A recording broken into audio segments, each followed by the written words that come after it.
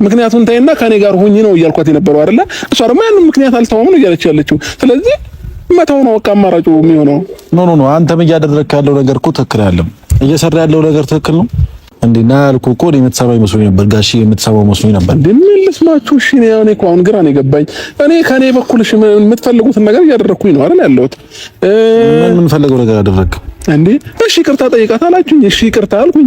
እንደገና ደግሞ ባለፈው ምንድን ነው የተፈጠረው? ዝም በል አታውራ፣ እሷ ታውራ አላችሁኝ። እሺ እሷ አወራች እንደማትፈልግ ከኔ ጋር መታረቅ እንደማትፈልግ ምናምን ያው ሁሉ ነገር አወራች እንዴ። እሺ ታዲያ በግድ እኔ ከኔ ጋር ካልኖርሽ ማለት እችላለሁ እንዴ? እሷ ጋር እንደምታየው ነው። የኔን ልብ ደግሞ አንተ ታታውቀው ቀርታ አይደለም። ስለዚህ አንዳንድ ጊዜ ያ በቃ ተፋቱኝ፣ እግዚአብሔርን ተፋቱኝ። እኔ ራሴን ማስጨነቅ እናንተ ማለት አልፈልግም። አሁን እኔ አእምሮዬን ማደስ ከራሴ ጋር መሆን ምናምን ኢንጆይ ማድረግ ብቻ ነው የምፈልገው። ኦኬ መዝናናት ሄርሚ ልጅ እዛች ጋር 2 ወሩ ነው ገና 2 ወሩ አልሞላ አንተ ኢንጆይ ታደርጋለህ። ለካ እኔ እሱ በ2 ወሩ ማለት ነው ተዝናንቶ ፈታ ብሎ ነው እየኖረ ያለው። ምንም ጎልበት አያውቅም። እኔ በ2 ወሬ ወንድሜ እንዴ ፓምፐርስ እንኳን አልነበረም። በዛ ጊዜ በኮባ ነው ተጠርጎልኝ ያደኩት። ትቀልዳለህ እንዴ? አይ በጣም እየቀለድክ ነው ማለት ነው አንተ። ትዳር እንደዚህ ያቅለዋል ልጄ ባይተው ማለት ነው ተምታቶ ነው የሚኖረው። ጌታን ምንም ነገር ሳይቸግረው አብርሽ ከወንድሙ ጋር ተጣላ። ምላሹን ዛሬም ደገመው።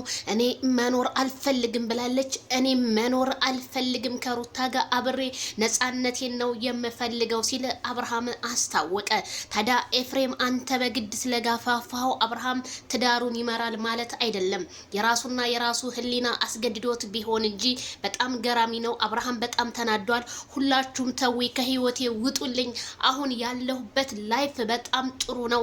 እናንተ ህይወትን ስላልኖራችሁበት ይሆናል። እኔ ግን ትዳርን ኖሬበት አይቼዋለሁኝ። አብርሃም ግን በሩታ እንዴት ቆረክ? ዛሬም ወረቀቱን ይዛ መንጣት አለባት ሩታ።